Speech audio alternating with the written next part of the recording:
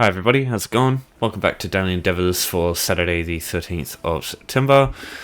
Timecodes will be in the description if you are looking for one of the options and you want to skip straight to that, or if you want to jump to the golden vendor. I've gone through that at the end of the video. So this 15 seal set, if you have Summerset, it's fine. If you don't, my advice honestly would just be to do these two and just leave these ones, because these can be painful.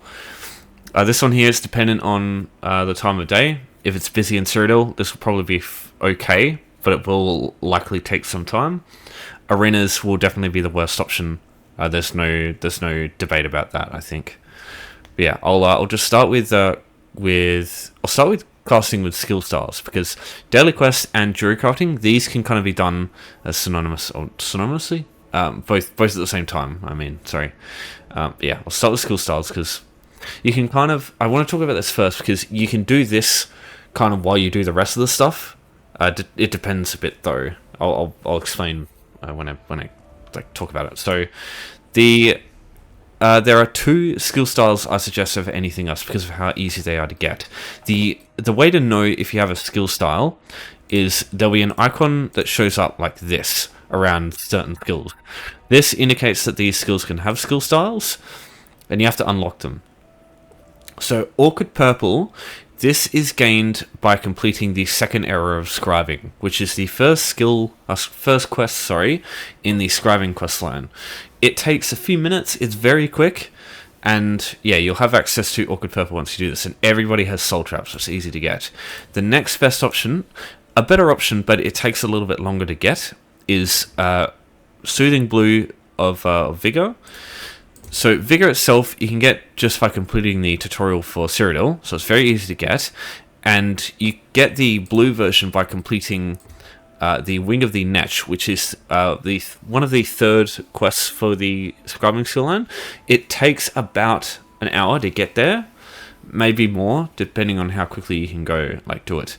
I have done videos on this if you want to a guide. They are long, but I've gone through everything from start to finish in scribing, if you want to do that.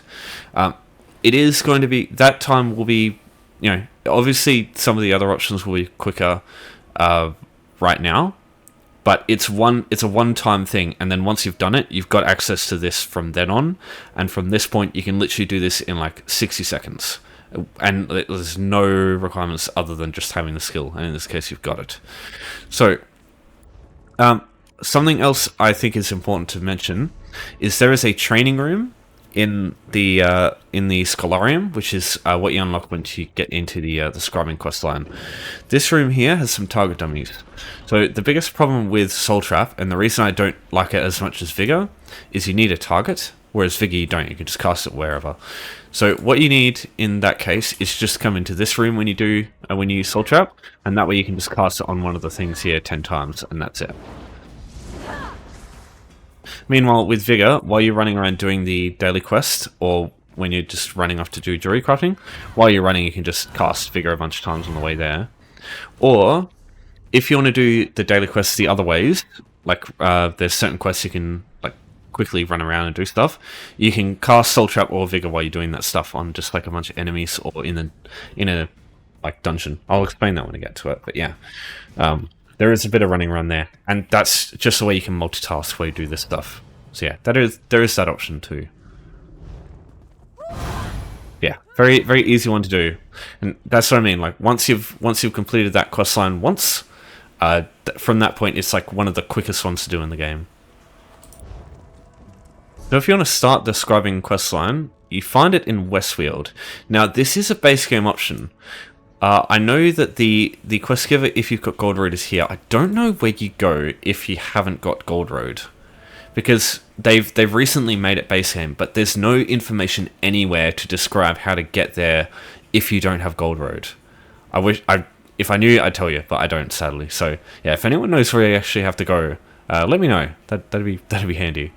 See, I am completely in the dark. There's no information to even check because I don't have any accounts where I don't have Gold Road. So yeah. Okay, next up, jury crafting. So you need Summerset for this. If you want to craft 4 items, the cheapest possible option for you is to craft 4 rings for 8 pewter in total. It is not a lot.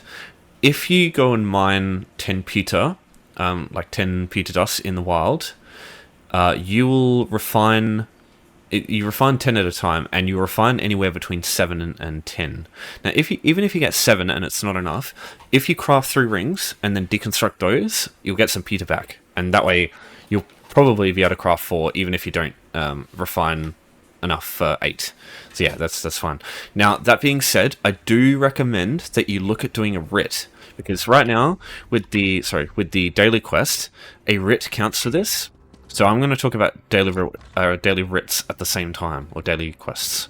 So this quest icon here, it's different from the regular one, which looks like this.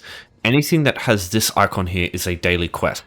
So do those if you can, and do one for jewelry crafting. So I've got one here just as an example.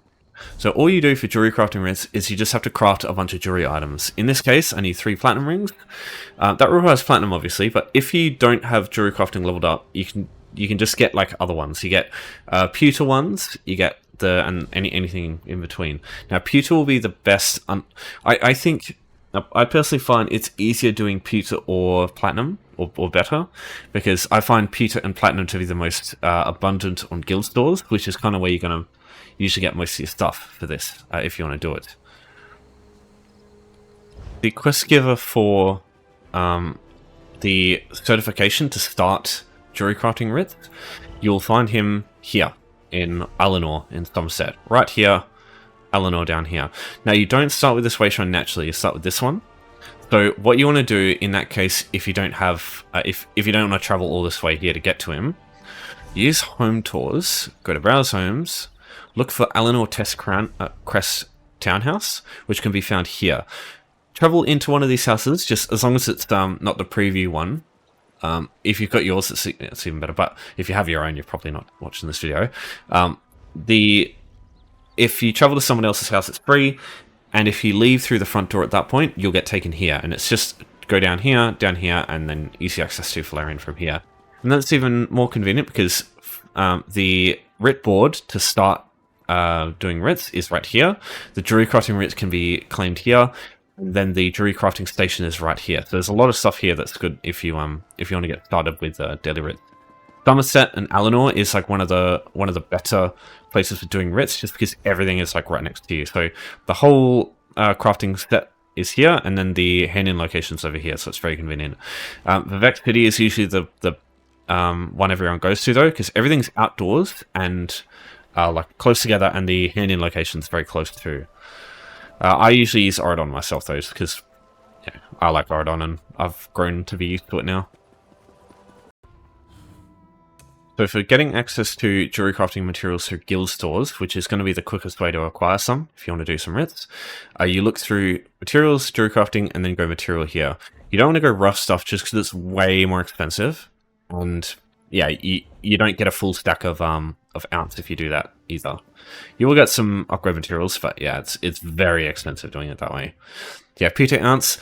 I wouldn't spend anything more than like 10 gold a piece maybe on pewter ounce. I don't know what's going on with the sale average, it's having a fucking freak out, but yeah, anything over 10 gold is too much for pewter. Platinum is a lot more expensive usually. It's about 80. I wouldn't spend anything more than 80 gold for a platinum ounce. You can find this stuff for cheaper than this. You just have to run around and have a look. Yeah, look up the unit price, not the total. The total could be low, but the unit price could be quite high. Yeah, always go for the unit. What about this one? Is there any pewter here? Pewter for 7. Yeah, that'd be great. That right there could get you 2 runs of it. Yeah, that's great. Just use that one. Yeah, you see what I mean? Just you have to look through. And every big town, like every main city of every zone has like a bunch of guild stores. And usually most of them are easy to reach. I'd like to show you some alternatives though for daily quests. So in that case, I'm just going to craft 4 rings and leave it a day. Call it a day, sorry. Bing, and then just deconstruct them for the stuff you get back. Yeah, look at that, 3 back. So a little bit of a return on investment. One last thing, Dorgabon's Lazy Writ Creator. My advice, if you haven't got this already, get this shit. I think console can get this too now. I think old consoles are barred off though. But the writs themselves have like quest icons to show you what to craft anyway. So everything's sort of explained to you anyway these days, or you're guided through it. But yeah, Lazy Writ Creator, it automates everything. You just go to a crafting station, take your hands off the keyboard and mouse, and it'll do everything for you. It's really fucking good. Yeah, I'll link the add-on in the description if you want to have a look. Alright, so alternatives to daily quests. You have quite a few. It depends on what DLCs you own though. If you have Thieves Guild, you can do heists. You have to... Oh god, excuse me. You have to do a bunch of stuff to unlock them though. You have to do a bunch of the main quest line. And that will take a couple of hours, usually. Unless you're like really good with crime stuff. Gold Coast, very similar, with Black Sacraments through the Dark Brotherhood. The only difference between them and Heist, you won't get a bounty. Black Sacraments, if you want to do them quick and just like Rambo through them, you will get a bounty if you do that. But Black Sacraments are generally a little bit quicker. And it's easier to unlock them, I find. You tend to get a way bigger bounty though with Dark Brotherhood. So for example, other places, every DLC zone has a bunch of daily quests, some daily delve and daily like world boss dailies. For example, consider the leads that you might be looking for certain mythics if you have Greymore unlocked. An example here, I farmed for Mark and Ring of Majesty for a while, and one of the leads for this is to get do the daily quests in Fargrave. And in this case, I went to Fargrave, did the daily delve every day. It's pretty simple. I can't show you here, right, because I don't have the DLC on EU, but you just go to a place like False Martyr's Folly, you literally just do a fetch quest in the dungeon. There's like a bunch of plants you have to extract stuff from, or just like a bunch of stuff you have to pick up. You don't even have to fight the bosses in these ones here. You have to fight the bosses in some. But yeah, some of them you can just skip the bosses, which is great, because fighting bosses always just is like a pain in the ass. You have to do that for Asinium, I know that, and that's annoying. But yeah, Fargrave and Deadlands, the best thing is, once you get all the items, don't bother just going to the Wayshrine, leaving the delve and doing all that shit. Just get the Wayshrine back in Fargrave, just travel straight to it from the dungeon. Even though it will cost you some gold, the amount of gold you get back for dailies is usually enough to offset the cost that you spend. So yes, while you won't earn anything, it's a very quick way of doing the endeavor. Like, it'll take a few minutes. And the non-DLC option here that I'm going to show you is basically the same.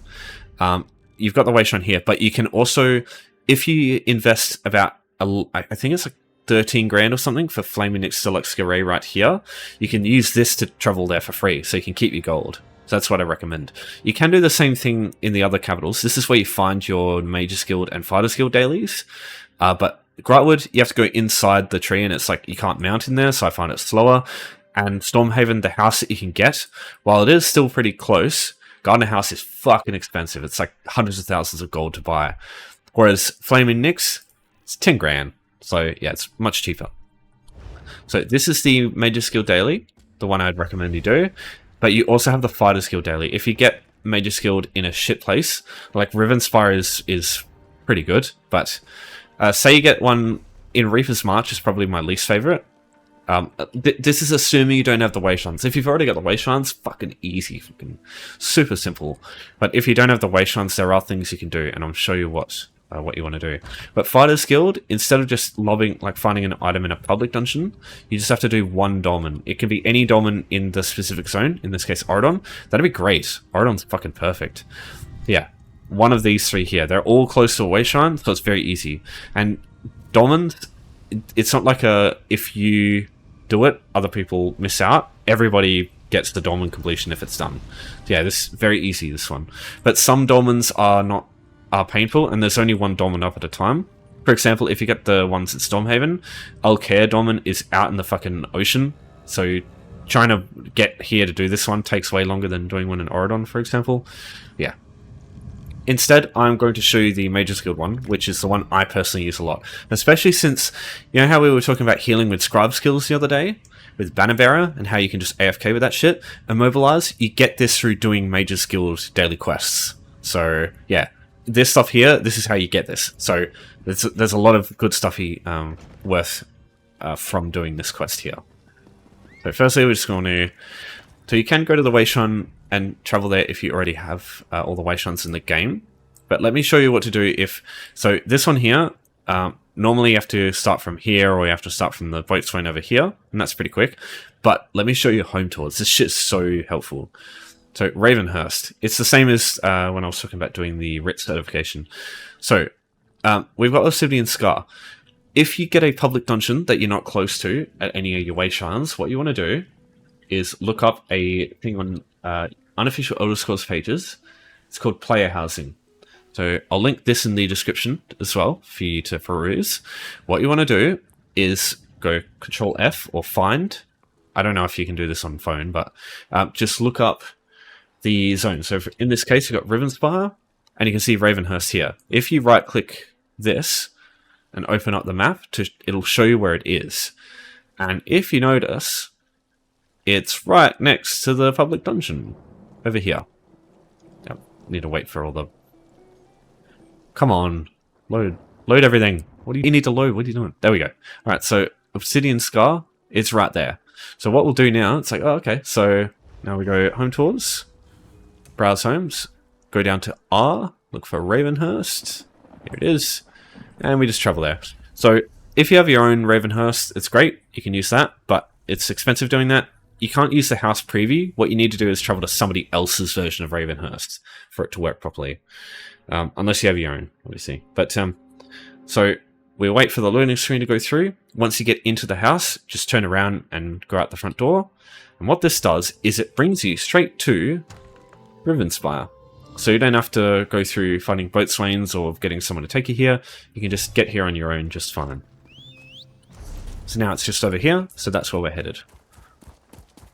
Like I said, when you're going through Obsidian Scar, maybe just take the time, if you haven't done the skill styles one yet, either cast Vigor while you're going through and running to where the chest is, or look for a bunch of enemies and yeah, use that Soul Trap Orchid Purple one I showed you as well. There are so many skill styles in this game that you can get, and if you do, like all the other ones though are DLC related usually. Like for example, Destruction Staff Elemental Drain, or Weakness to Elements. There's two, but one requires a recent DLC dungeon, like paid DLC. The other one requires you to buy a Necron, which is also a paid DLC. So majority of them are going to be like that. There are a few exceptions though. There was a free store item which gave you a bunch of class related ones. For example, I think Nightblade's got one for Concealed Weapon, Impale, and Soul Harvest. And some of those you can activate without a target too. So yeah, you might have those as well. Just, yeah, again, look for this icon here. I don't know what the fuck's going on with this one. It doesn't have an icon. So, but yeah, they all look like that. If you can see those in your skills, yeah, that's good.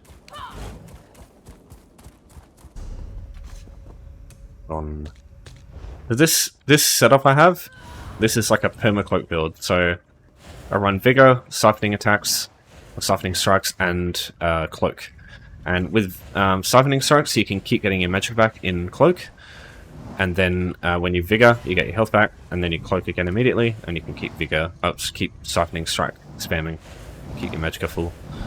Alright, so interesting fact about the Mage's Guild quests, like the Mage's Guild chest for the quest, it is always located where the group event is. So if you want to get a free skill point, and you haven't been to this dungeon before, this public dungeon, you'll always have the opportunity to do this. It's just that this itself might not be up yet. If someone's done it recently, it'll be clear, and you'll have to wait for it to respawn. But the chest itself, even if other people loot this, it won't affect you. So you just get in here, loot this chest, and that'll be it. If you manage to cloak through, or you have like invisibility or something, you could just go to this spot here and quickly do this before the stuff here spots you, and then you can just die to make it quicker if you want. If you just want to not waste as much time, if you don't care about the stats here. That being said, the sets are one of the sets here is actually one I use a lot. It's called Dark Stride.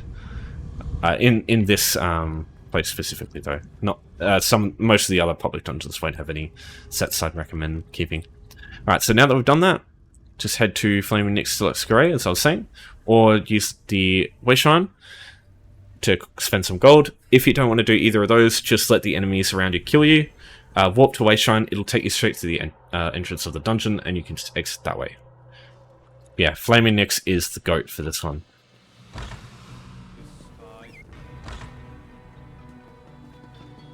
Alright, hand that one in. And that's a daily quest done. And from the coffer that you get, this is where you get your focus script. I think I've already got that one? Yeah, I've already got it. I've already got everything. Physical is actually not from the Mage's Guild questline. This one you get from doing, like, you find it on a table in the Mage's Guild. Every other one that you can from this method is I've already got. So then you'll just start getting ones that you've already got, and you can. I'm pretty sure you can trade these. Yeah, so it's just bound. It's not character bound. You can trade this to another character and use it on them. Multi-target is awesome. This one is actually really good for the kills with scribe abilities endeavor. If you can put this on a stamina build, you get the traveling knife. You put multi-target on it, and it hits everything in a quite a decent radius. So yeah. Alright, time to talk about the other shittier options. So firstly, I'll start with a keep. Okay, so there are 18 keeps on the map in Cyrodiil. In order to take keeps, you must get through the outer shell, which is these keep walls here. You'll get inside to the courtyard, and then you need to break into the main castle here. So there's 3 ways to do this. So all around here, all these walls here are damageable. You can see the keep wall, the health bar over here. So there is a lot of ways to get into here, but there's only 3 ways to actually get in via the castle itself. So firstly, let me go through the siege weapons that you can use, because you're going to need some. Somebody's going to need some siege weapons in order to get through. You get these from siege vendors here, quartermasters or siege merchants near the gates. There's always some of these people available to buy from. Most of the siege weapons, or yeah, all of the siege weapons here that you want to use, unfortunately cost AP. So you've got normal ballistas, you've got battering rams, and then you've got the stone trebuchets. Now, you don't have to buy them with alliance points, but it's the quickest way. You can also go through guild stores and buy these yourself through there. They cost gold, and they cost a little bit. The only problem is, 1, sometimes you won't be able to find any for a good price on guild stores, and 2, these things, you need to make sure you buy the right one. If you buy, like, for example, on this character, if I bought a packed battering ram, I couldn't use it because it's not my alliance. So yeah, just make sure you keep that in mind too. The reason you want stone and just regular ballistas instead of things like 5 ballistas or like 5-pot trebuchets, they deal a lot of damage to players, the fire variants and like the elemental variants, but the regular physical variants just deal damage the best to walls and doors and stuff. Now, the absolute quickest way into a keep from the start is to set a battering ram on the door here and bash through the door, get into the courtyard, fight all the enemies around here, get to this keep door, put the battering ram down here, and then break through that one. Now, pro tip with the battering ram, don't just walk it all the way here, pick it up, and then run over here and put it down here. Otherwise, it takes a while to get over here. Now, you are going to... Here's the thing, right? You can do this on your own, but I don't recommend it because there are a lot of enemies here, especially if you're doing this on no CP. These enemies are quite tough to fight on your own. As I said, it is possible, but it's pretty sweaty. So yeah. So if you're here with a group, that's best because 1, you can break down the door quicker and you can kill the enemies quicker and capture the flags quicker. Yeah, in that case, there might be defenders. Just understand, while taking the door down is the quickest way, it is also the easiest for the enemy to defend because they can just put oils down on the door here and make it like very difficult to actually get through without taking shit tons of damage. In that case, it might be better to attack one of the walls and break that down, because generally, while it is still benefiting the defenders, you can get through here a little bit easier than you can just like the keep door, because it's a little bit harder to put stuff down to defend this side. Now, if you are going to try and hit walls, try to favor a location, an elevated location, because your siege weapons will perform. You'll be able to hit the walls from longer range if they're elevated. So in the example here, that's a little too far. I'm just seeing if there's any hills. Yeah, some keeps it easier to take than others. Like an example in EP side, I think the lumber mill side. This is really elevated, and you can actually hit the wall from over here, but it's difficult for the defenders to actually hit you from there too, unless they use fire-pot trebuchets or something. It's better to defend with fire ballistas and fire trebuchets and stuff. So yeah, once you're in the courtyard, now you either go through the keep door here, or you also have the postern walls over the side here. These can actually be broken too. And yeah, you'll break them down, and you'll be able to get through here. Now, this is I think the most stressful bit, because there's lots of stressful on your own. That is, there's lots of enemies in here, and they're honor guards on these flags here, and honor guards are brutal. And yeah, you can see how many enemies there are just in this location. So killing all these enemies, you have to sit on this flag for a while. It'll turn to yours, and then yeah, there's another flag over here that you got to take. Now, these flags here, they're taken quicker if you have a group. So yeah, again, do this with a group if you can. Either for the campaign that you want to do, usually Alliance Locked is the most busy, and they're the best because the more players, the better chance you have of actually taking a keep at the time. There are a couple of instances where you might actually be better using the other ones though, because there'll be times where one faction will just take the whole fucking map. In this case, Ovmeri Dominion took most of it. If you jump on when one faction is just trying to steamroll the map, you could also just use that as an easy way to get a keep, but that's very unreliable. This whole endeavor is unreliable. That's the issue. It could take 5 minutes. You could die a bunch of times trying to take a keep, and it could take 30 minutes. It's impossible for me to tell you what variation of that you're going to get, but just understand that it is much better doing these if you can. And if you just want to skip this one and this one, because yeah, just 15 seals. If this is a weekly, definitely do one of them, but yeah, it's not, so who cares, honestly. Alright, now it's time to talk about arenas. So I personally believe this is one of the worst endeavors in the game, especially as a daily. Even as a weekly, I still recommend doing, like we had one arena as a weekly the other, like a few weeks ago, and I still recommended not even bothering with it. The only reason I suggest you do this is if you want one of the arena weapons at the same time. In that case, I can understand it. But if you don't even bother with this one. Honestly, it's such a pain in the ass. Okay, so let me go through the 4 arenas in this game. So there are 3 that are DLC, like paywalled, and there's 1 that isn't. The only one that isn't paywalled is Dragonstar Arena at the northwestern side of Cragnorn. If you haven't been here before, Ursia Cavern, because the other 3 are actually on the map already. Maelstrom's not. The other 2 are. So, yeah, let me just talk about this one first, because this is the only base camp option you've got. It's actually a 4-man arena. There's 2 4-man arenas, and there's 2 solo arenas.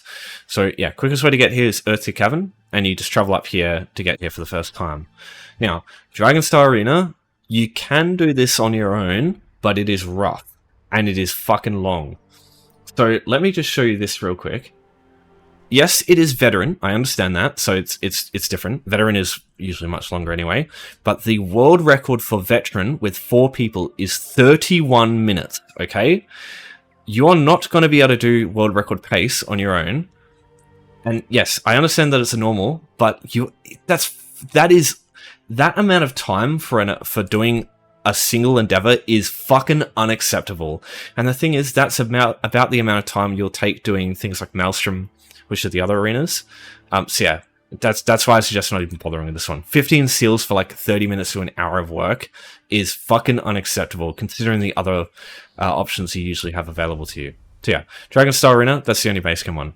If you have the Austinium DLC, you've got Maelstrom up here. If you want to travel here for the first time, because this isn't unlocked naturally, there is a house over here, I believe. It's called Pariah's Pinnacle. So if you go to Home Tours, as we were before, looking at Earth here, take this one off, and then we go down to P. Pariah's Pinnacle, this one here. So travel to one of those, and then yeah, just leave the front door as always, and yeah, just travel up here, and then Maelstrom will be right here. The other two, the only saving grace of these two is that they are immediately unlocked to you, so you can just travel to them with a Vateshran straight away. Now, Vateshran and Maelstrom are solo arenas. Now, while you can make a case for Vateshran being a little bit quicker, on normal even on normal, compared to Maelstrom, this one is much more stressful.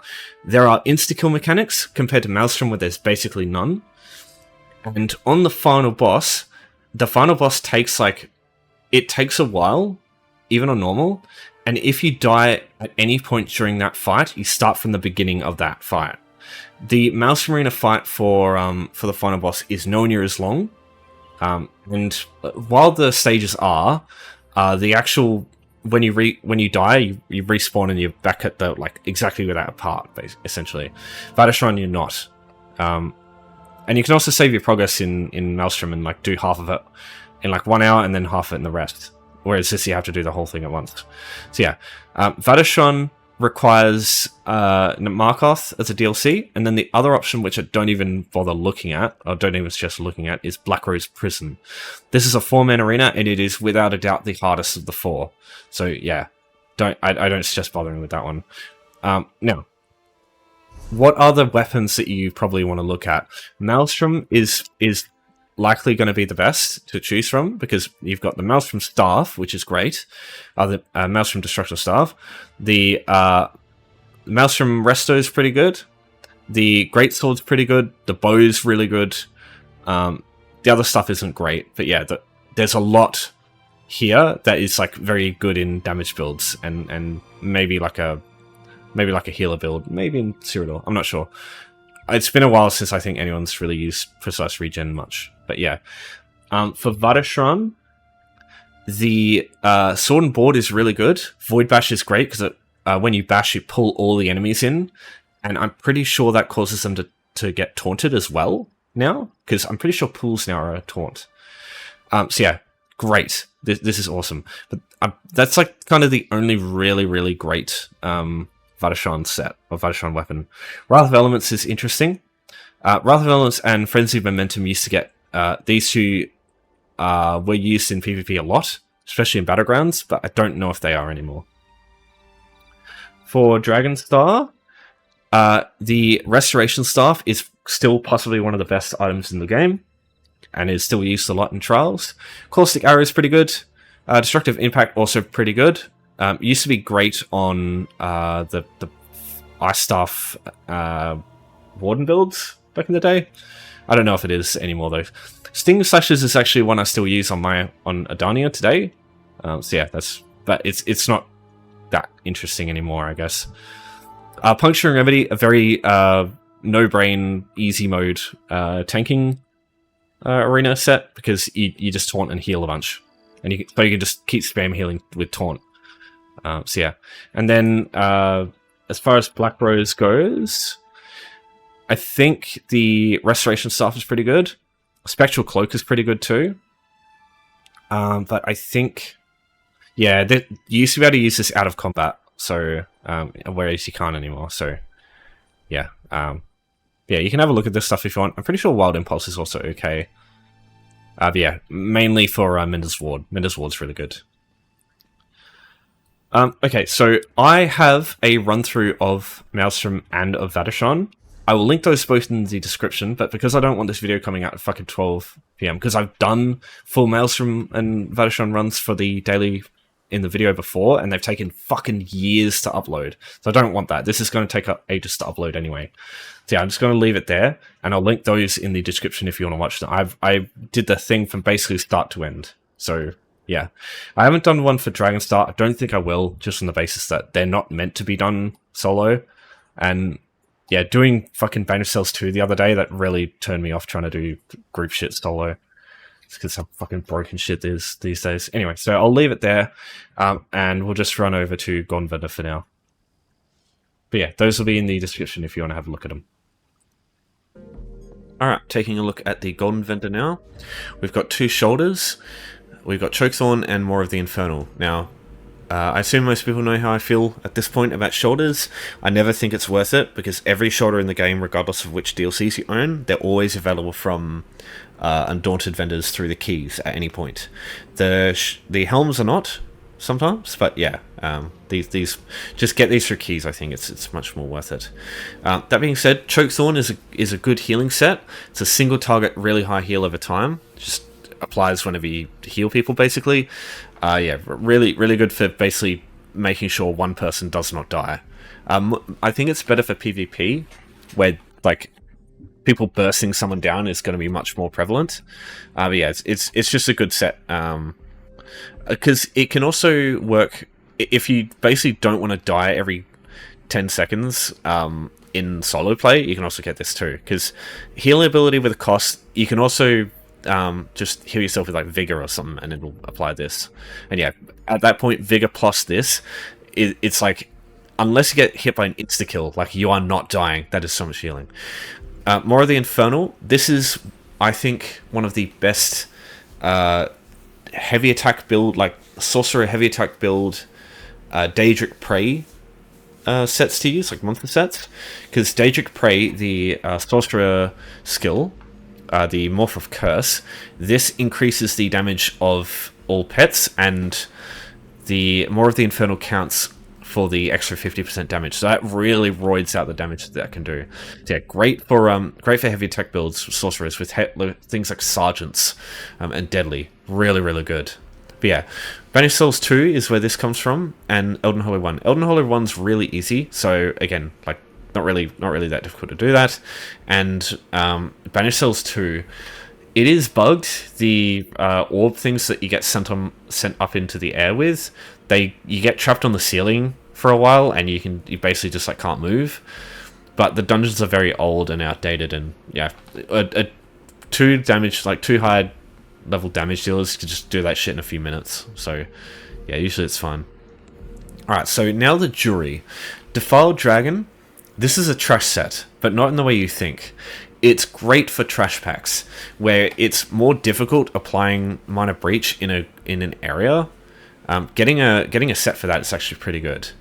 Yeah, but not great for bosses because it's so easy to get Minor Breach in so many ways. So yeah, just on PC this is good. On console, if you don't have add-ons, it's not really worth it, because the time you spend swapping out the set, a set to this for trash packs in trials, you'll probably just be able to shave off that time just killing the enemies slower anyway. So yeah, not really worth it there. But if you can swap it in trials, it's excellent for killing lots of enemies fast. Mother's Sorrow, yeah, other than that, wouldn't really run it anywhere else. Maybe in like optimized PvP groups you could also use this, because yeah, otherwise it can be sometimes difficult to apply Minor Breach. But yeah, other than that, I can't really see it being useful anywhere else. This comes from... Sorry, I meant to say, I should start with this. This comes from Lair of Masterlock, which is a sort of old DLC dungeon. It's very fucking long. So if you want to save yourself the pain of doing that dungeon a bunch of times to get the set, maybe this could be good. But that's a lot of gold, and in order to get these sets, you still need to do the dungeon to get the weapons or the armor. So just getting the Jury here is not going to be enough. So just, yeah, worth keeping that in mind. In like Minor Breach, the effect doesn't get impacted by quality. So if you're just going to get blue or purple Jury, that's fine, because all that's really going to change is the maximum stats that you get from the 2 to 5 piece. So that's like so insignificant usually. So yeah, my advice, don't buy these. Mother's Sorrow, this is a Deshaan Jury set. Very old, very it's like a tried and tested, simple, easy to use, easy to get, and like decent damage dealer set for Magicka builds. Yeah, just gives you a bunch of crit. Now, Deshaan is a base game zone, and the dolmens for Deshaan are pretty simple. Like, they're all close to a way shrine. So I don't suggest getting this because it's easy to get your hands on some Mother's Sorrow. The quality is pretty impactful because everything is affected by the quality. But if you're going to use Mother's Sorrow, you're not at this point in which, like, because it's not a great set anymore. It's just like a decent set. If you want to go like max shit out, you want to go other stuff anyway. So my advice: don't really buy this. Just get some cheap blue or purple jewelry from a guild store somewhere, and just save yourself the extra price here.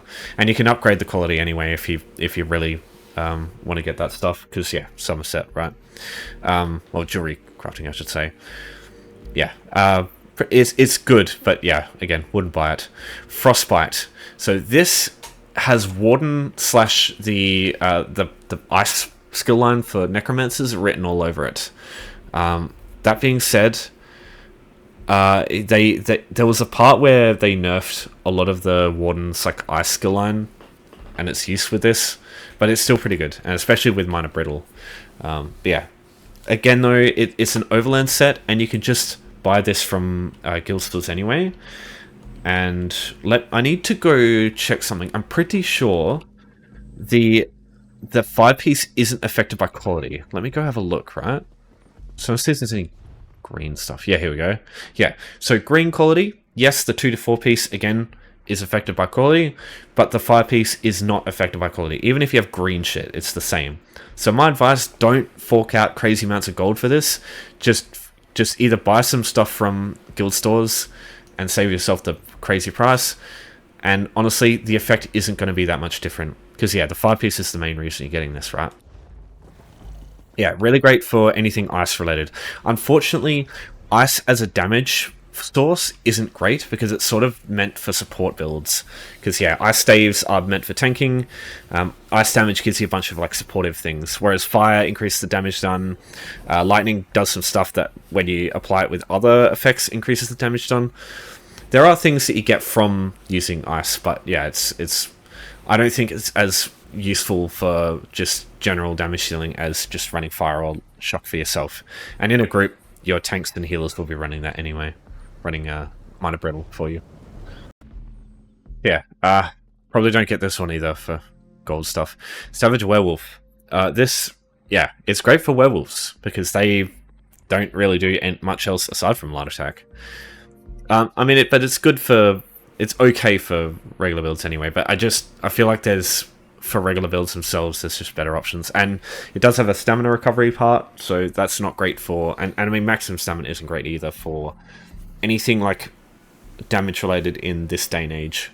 And just remember, if you are going to use this in PvP, the damage is going to be halved, because yeah, that's how PvP works. So yeah, you're doing 500 damage every 2 seconds or 4 seconds. Yeah, there's just better options there. Yeah, so Savage Werewolf, I'm pretty sure this one is affected by quality though. Savage Werewolf comes from Moonhunter Keep. So this is a DLC dungeon. It's relatively tough, quite advanced. So yeah, it's got that going for it, I guess. But again, it's got the same issue that Defiled Dragon has, where you're gonna need to do the dungeon anyway to get the weapons or the armor. So at that point, you might as well just might as well just use the set alongside that from like just get the jewelry naturally from the dungeon anyway. Because I don't think Werewolf is used in meta for anything. So yeah, you don't really need to worry too much about quality there. But it's a fun set that you can use along with werewolves, and I'm pretty sure it works really well with Blood Moon, which increases the attack speed of your light attacks. The only thing is, I don't think you can apply. Oh, I don't think it stacks though, does it? Yeah, I can't see if there's any. It doesn't seem like there's a way to stack it because people say it got nerfed. Yeah, I imagine it's meant for werewolves, not much else. Alright, so that's all for today. So thanks everyone for watching. If you have any questions, as always, just give me a holler. I know there's some of these options aren't great, but yeah, I wish you luck with them. So thanks everyone for watching. Thanks to your support as always. I'll see you next time. Take care for now, and have a good weekend.